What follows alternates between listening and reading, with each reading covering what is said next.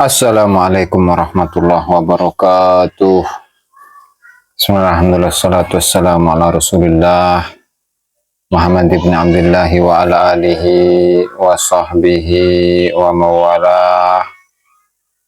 Wala hawla wala quwwata illa billah. Rabbi syrah li sadri wa yassir li amri wahlul 'uqdatan min lisani yafqahu qawli, amma ba'du. Para hadirin, para pemirsa yang berbahagia dimanapun Anda berada, kembali lagi bersama dengan saya Abdul Aziz Jazuli di channel ini. Pada kesempatan kali ini, para sahabat-sahabat, saya akan memutarkan sebuah video. Yaitu videonya Kiai Haji Imaduddin yang terbaru. Nah, kalau tidak salah video itu ya adalah video mengenai sambutan beliau ketika di acara di mana itu, di Cirebon ya. Dimana dalam video tersebut Kiai Haji Imaduddin akan menjelaskan beberapa poin, diantaranya adalah pengalaman-pengalaman kelam yang dilakukan oleh oknum-oknum Ba'alawi di Indonesia, mulai dari otoritas keagamaan, kemudian mengenai pemalsuan sejarah, pembelokan sejarah, kemudian pembuatan makam-makam palsu, kemudian pemba'alawian Wali Songo, di mana Wali Songo itu disebut dengan para habaib. Jadi kalau misalkan Sunan Gunung Jati itu adalah Habib Gunung Jati Cirebon, Syekh Datuk Kahfi berarti Habib Datuk Kahfi, kemudian Sunan Kudus berarti Habib Kudus, Sunan Muria Habib Muria, Sunan Kalijaga Habib Kalijaga, Sunan Bonang Habib Bonang, Sunan Derajat Habib Derajat, Sunan Ampel Habib Ampel, dan Sunan Giri Habib Giri, serta Maulana Malik Ibrahim itu adalah Habib Maulana Malik Ibrahim. Itu adalah satu hal yang aneh ya, satu hal yang aneh bagi kita semua. Dan langsung saja kita simak ya bagaimana statement dari Kiai Haji Imaduddin Usman di dalam sambutannya beliau dalam acara rapat, kalau tidak salah, PWI LS Pusat ya, yang bertempat di Cirebon, di kediamannya Gus Abbas Buntet. Langsung saja biar tidak berlama-lama, mari kita simak statement atau penyampaian atau sambutan yang disampaikan oleh Kiai Haji Imaduddin dalam acara tersebut. Silakan.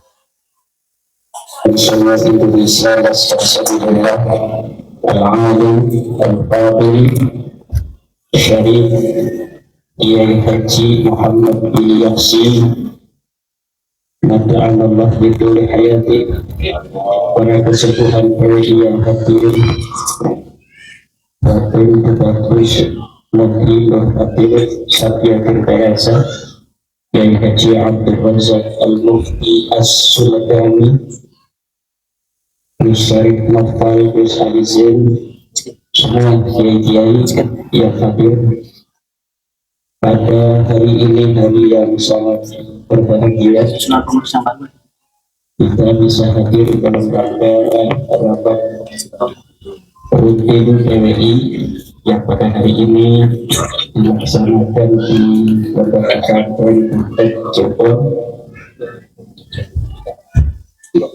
Untuk rapat-rapat berikutnya mungkin nanti saya mengundang untuk menjadi tuan rumah salah satu rapat PWI di kantor,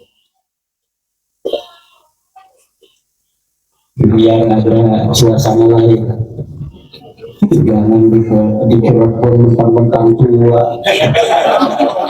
tampil dia dari tuan rumah rapat PWI.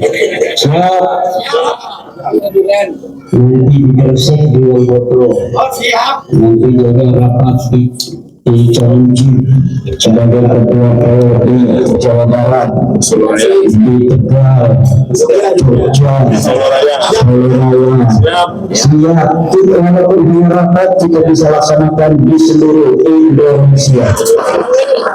Karena PWI ini adalah sebuah organisasi yang terbentuk, bukan dibentuk, terbentuk karena menjadi wadah aspirasi umat Islam Indonesia.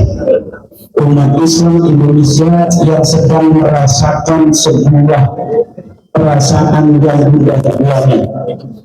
Ketika dari mulai leluhurnya Islam sejak Wali Songo sampai sekarang, ternyata beberapa tahun ini umat Islam Indonesia merasakan ada sebuah klan yang menginginkan mereka menguasai otoritas keagamaan di Indonesia dengan modus dan metode pertama mengaku sebagai keturunan dari baginda Nabi Muhammad SAW. Yang kedua adalah dengan merubah sejarah masuknya agama Islam di Indonesia. Seakan-akan masuknya Islam di Indonesia ini adalah atas jasa-jasa mereka. Padahal masuknya Islam di Indonesia adalah atas jasa daripada al-awliya al-is'ah wa man qablahum. Yang ketiga adalah dengan merubah makam-makam Tuhan dari leluhur kita, kemudian makam-makam leluhur kita itu ditambahin dengan marga-marga yang menunjukkan bahwa mereka bukan asli daripada orang-orang Nusantara. Ada yang ditambah bin Yahya, ada yang ditambah Asyikrab, ada yang ditambah Al-Idrus, ada yang ditambah Al-Badri, yang mengasyahadah. Ada juga tokoh-tokoh itu bukan hanya kemudian ditambah marga, tetapi dibentuk kesejarahannya seperti KRT Sumodilingat yang ada di Semarang.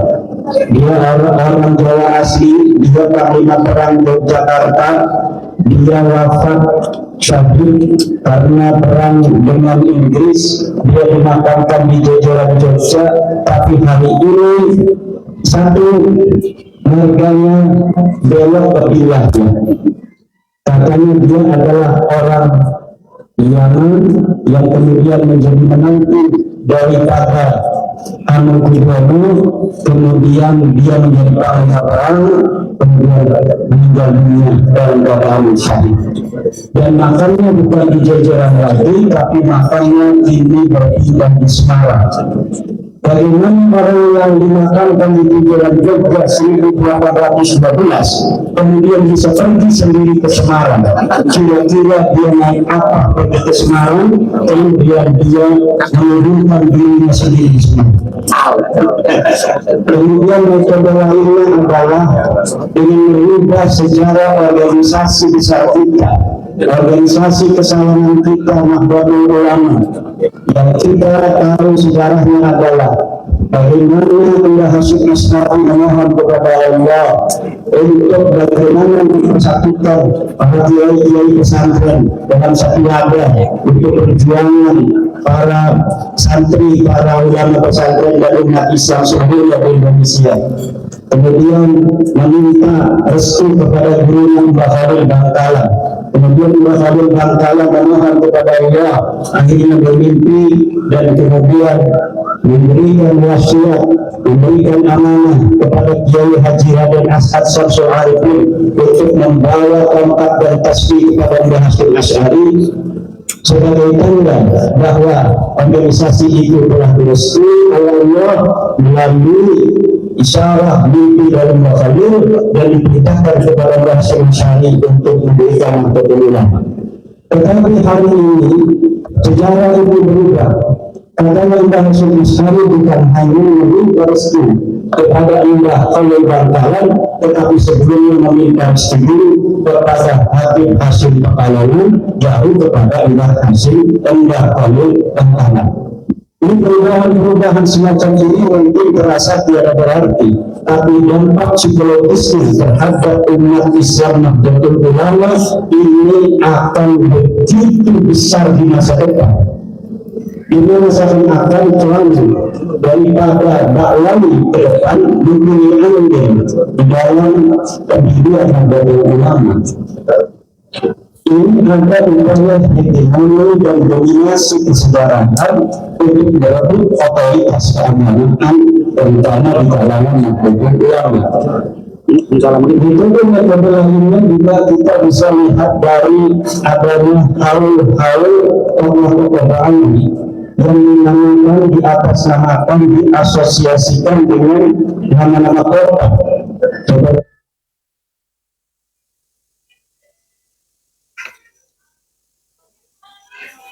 Haul Wasik dari tokoh Habib Abu Bakar As-Siddiq. Katanya wali itu, katanya dia orang yang paling berperang. Ini secara psikologi ini adalah upaya untuk informasi di alam bawah sadar publik bahwa tokoh Gresik yang paling utama sehingga halnya saja diasosiasikan dengan tokoh Gresik adalah Habib Abu Bakar. Padahal di Gresik itu ada orang-orang yang sangat berjasa di dalam masyarakat tentang kemasyarakatan, perjuangan, dan keislaman. Di mana Maulana Ibrahim Gresik adalah wali Solo yang menyebarkan agama Islam pertama kali di Gresik. Kemudian Sunan Tinggi ada di Gresik, Sunan Prapen ada di Gresik, Sunan Hijau ada di Gresik. Kalau itu dibiarkan asosiasi dengan nama Baklawi, dikawal dia terhubung dengan asosiasi nama kota, maka ke depan anak-anak kita, cucu-cucu kita akan sedikit demi sedikit tanpa disadari mengatakan bahwa tokoh paling utama di Gresik adalah Habib Abu Bakar As-Siddiq. Padahal kesejarahannya pada saat itu ya kalau kiai-kiai kalangan saja, bahkan tidak punya pesantren mengajar kitab di rumahnya, mengajar kitab Ihya katanya di rumahnya. Ini kalau dilihat,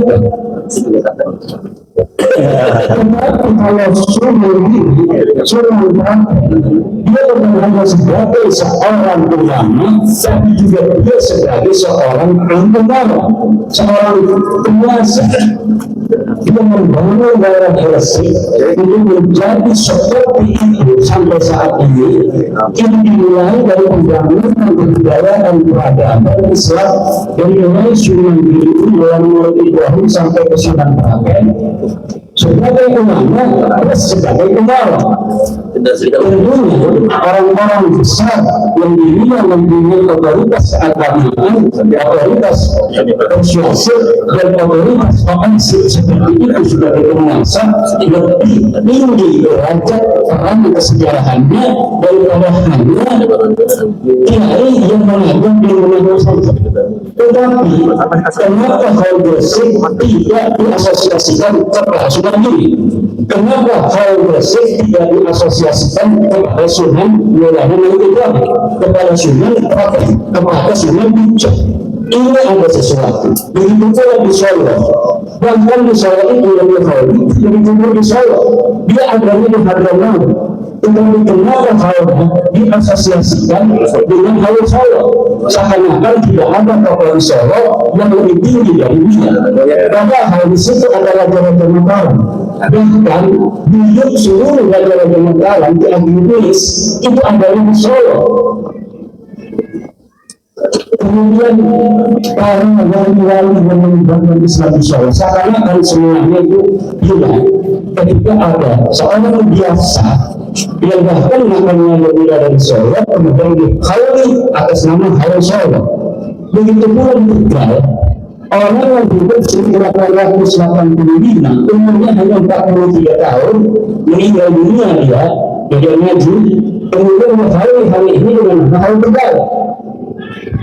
Orang yang hidupnya tidak terlalu panjang. Dengan kesejarahan yang apabila kita kita cari di dalam buku sejarah, perjuangan, pemberontakan terhadap penjahat tidak ada.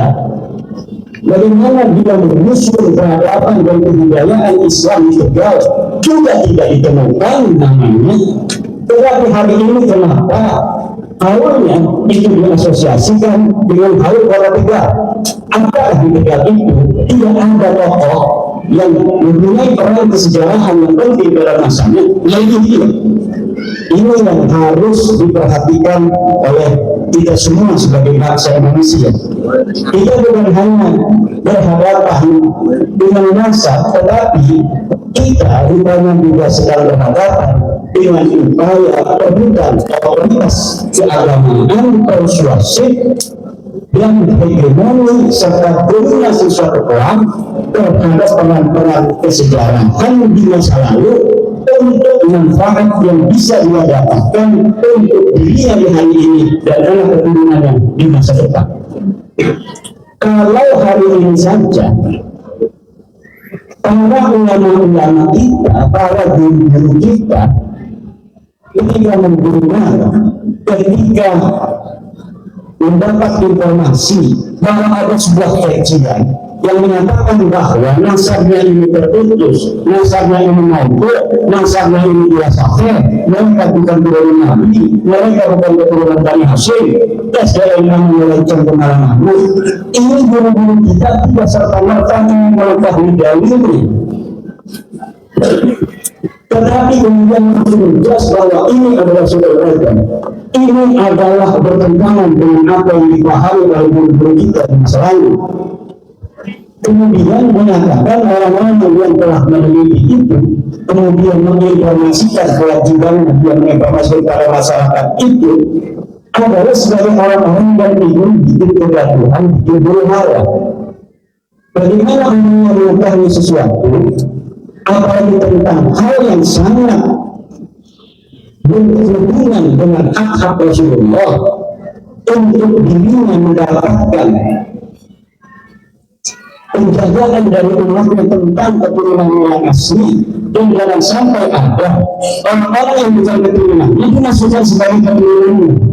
Ini kewajiban umat Islam, dan kebetulan saya membaca bahwa mereka bukan keturunan Nabi. Ini kitabnya, ini kitab abad ke-4, ini ke-5, abad ke-6, abad ke-7, abad ke-8, abad ke-9. Ini kitab nasabnya, ini kitab sejarahnya. Kemudian disimpulkan bahwa mereka ternyata hanya ngaku-ngaku saja di abad ke-9.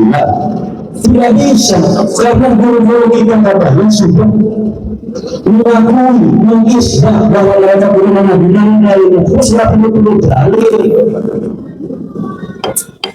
Kalau hari kita diskusi, untuk periode diskusi ayo perkara percaya baik Habib kata turun Nabi. Bagaimana orang-orang yang kita pernah sebagai ulama saja, kiai itu masih ada yang seperti itu. Kalau hari ini kita tidak mulai, maka anak cucu kita ke depan akan lebih parah dari hal ini. Maka persiapan PWI dan hari ini telah sampai ke Jawa Timur Maluku, Jawa Barat juga sudah hampir seluruh kabupaten terbentuk. Dari Papua menghubungi saya, seorang kiai di Papua ingin membentuk laskar PWI di Papua. Mungkin nanti tugasnya adalah Kang Anjir yang ke sana.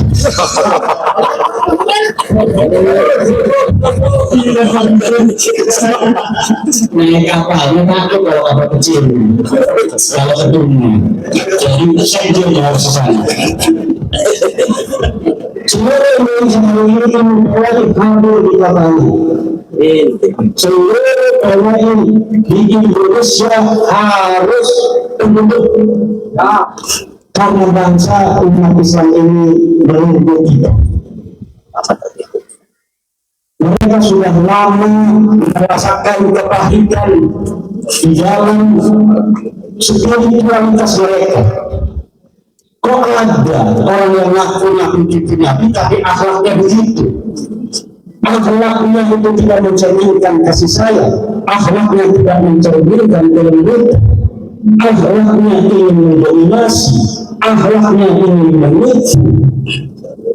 Maka benar mereka keturunan Nabi. Kemudian RRI hadir di tengah-tengah bangsa Indonesia sebagai sirajul munirah di tengah gelapnya otoritas keagamaan yang semua yang ketika mengetahui kebenaran mereka tidak mampu dan tidak berani untuk mengatakannya. Bagaimana kita mau mengikuti orang yang katanya menyatakan udah bang itu cucu nabi dan begitu malah terus salah dan ini melawan Al-Quran. Al-Quran mengatakan jangan kau ikuti sesuatu yang di situ tidak ada keyakinan, tidak ada ilmu. Kita ketika mengatakan masa lalu bahwa mereka bukan Nabi dengan ilmu, ini dalilnya, ini kitab nasabnya, ini kitab sejarahnya, ini hasil tes DNA-nya. Ayo mana dalilnya? Cuma al-wali wali. Lahir Rasulullah Muhammad sallallahu alaihi wasallam yang hidup nasabnya bali, manehna kuboga dalil, manehna kuboga hujah. Manehna kana Rasulullah Muhammad sallallahu alaihi wasallam. Orang salawat kepada merhaban kepada kita. Jaga kehormatan nisabnya Rasulullah Muhammad sallallahu alaihi wasallam. Manehna sial.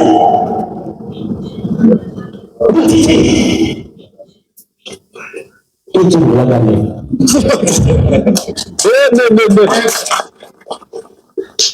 Iya terjadi beracun ini. Lepas deh balik kalau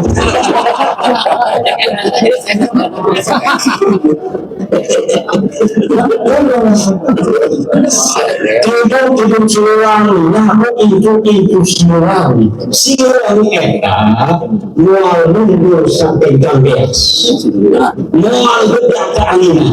Eta Siliwangi, satunya juga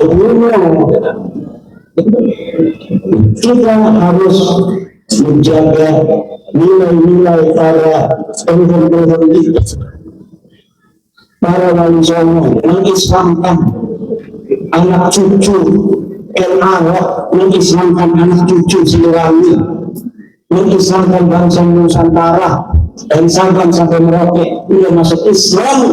Kemudian ada orang berbohong tentang ajaran Islam, wajib menghormati diri lebih daripada menghormati orang lain, walaupun dia tidak salat, walaupun dia mabuk, walaupun dia bermaksiat. Itu ayat ajaran di Rasulullah, ayat ajaran di Al-Quran. Ajaran mana? Ajaran Islam.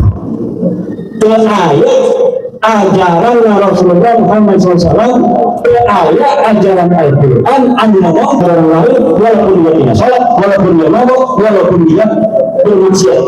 Itu ayat ajaran di Rasulullah, ayat ajaran di Al-Quran. Ajaran mana? Ajaran Islam.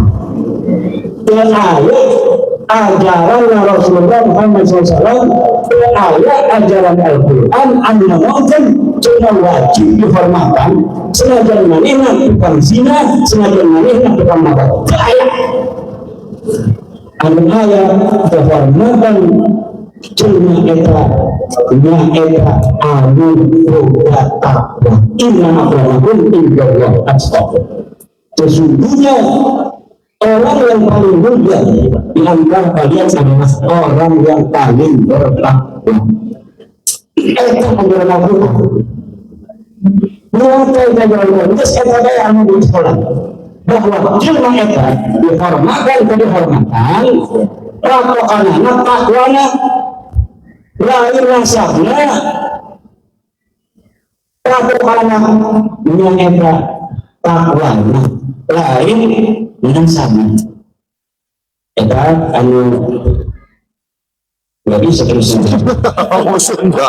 kalau tadi lagi dimasukkan tidur sebelah. Demikian mudah-mudahan ada manfaatnya. Assalamualaikum warahmatullahi wabarakatuh. Itu ya para hadirin, sahabat-sahabat yang dimuliakan oleh Allah Subhanahu wa taala. Jadi memang tujuannya itu adalah untuk atau agar mereka itu memiliki otoritas spiritual, otoritas keagamaan khususnya di Indonesia. Dan tentu hal ini bukanlah omong kosong ya. Kenapa? Karena memang ada salah satu karya dari seorang ulama dari Hadramut, namanya Salah Al-Bakri, bahwa di dalam kitabnya yang bernama Tarikh Hadramut As-Siyasi, itu 2 jilid, itu ada pada jilid yang pertama, dimana di sana ketika menceritakan, ya saya bacakan dan nanti insyaallah akan saya tampilkan di layar.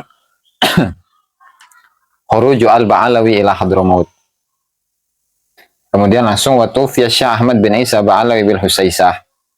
Ahmad bin Isa itu meninggal di Husaisah. Wa qad ishtahara bis salahi wal wara' wal ikhlas fi nushi lin nas.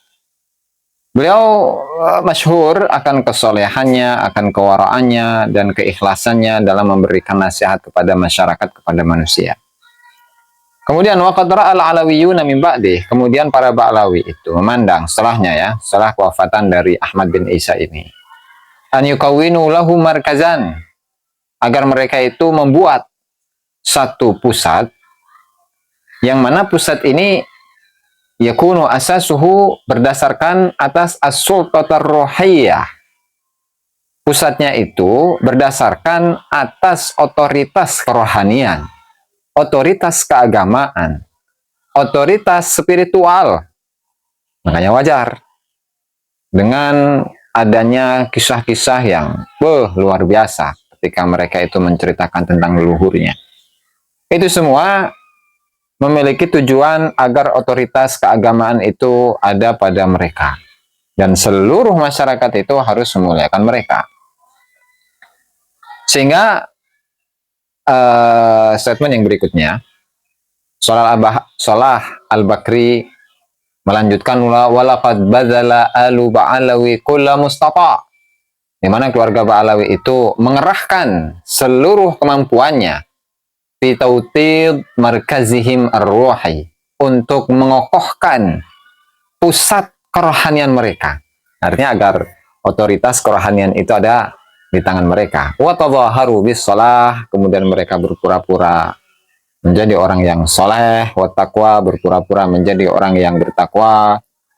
Wa amilu bi kulli ma arafu bihi minad daha, dan mereka melakukan apa yang mereka ketahui dari kecerdasan, bijal bin nasi ila taqdisihim, untuk menarik manusia, untuk mensucikan mereka, mengkultuskan mereka, wa tabarruk, mengambil berkah mereka, wa tawassul bihim, dan juga tawassul kepada mereka. Walaqad najahu fi dzalika, dan sungguh mereka telah berhasil sukses. Wa fazu bi sultatir ruhiyyati duna ghairihim, sehingga mereka berhasil mendapatkan otoritas kerohanian, sementara untuk ulama-ulama di luar mereka itu tidak mendapatkannya. Sehingga watada'alat sultatul ulama id-diniyah amama sultatihim ar-ruhiyah, sehingga otoritas para ulama-ulama agama di depan kepemimpinan, otoritas kerohanian mereka itu nggak ada apa-apanya, menjadi kecil, tada'alat, menjadi kecil. Walaqad tawaqqadat hadhihi sultatu, dan sungguh otoritas ini itu menjadi kokoh, wa tawaghalat uruquha fi ahsya'i sya'ab al-hadrami, dan akar-akarnya itu melebar di jasad-jasad dan kerohanian-kerohanian atau spiritual-spiritual bangsa Hadramut. Dan ini tidak begitu jauh, ya, dengan apa yang terjadi di Indonesia, sehingga kita harus waspada dari gerakan-gerakan yang mereka lakukan, terutama tidak hanya mengenai soal nasab saja, tetapi beberapa hal yang diantaranya adalah pembelokan sejarah, kemudian pemba'alawian Wali Songo, kemudian membuat makam-makam yang baru, yang makam ini adalah makamnya para habaib, kemudian dituliskan bahwa makam ini adalah makam yang sudah ratusan tahun yang lalu. Tentu ini bukan satu hal yang biasa. Sehingga disinilah, ya, PWI, Perjuangan Wali Songo Indonesia Laskar Sabilillah, itu memperjuangkan harkat dan martabat bangsa Indonesia ini, agar bangsa Indonesia ini menjadi bangsa yang benar-benar merdeka dari sisi sosial, dari sisi kemasyarakatan, serta dari sisi spiritual, keagamaan, dan seotoritas keagamaan itu tidak boleh dipegang oleh mereka. Karena tentu hal ini sangat berbahaya bagi kita semua ya. Barangkali itu saja sahabat-sahabat ya yang dapat saya sampaikan dalam kesempatan kali ini. Mudah-mudahan memberikan pencerahan bagi kita semua. Wallahul muwaffiq ila aqwamit thoriq. Wassalamualaikum warahmatullahi wabarakatuh.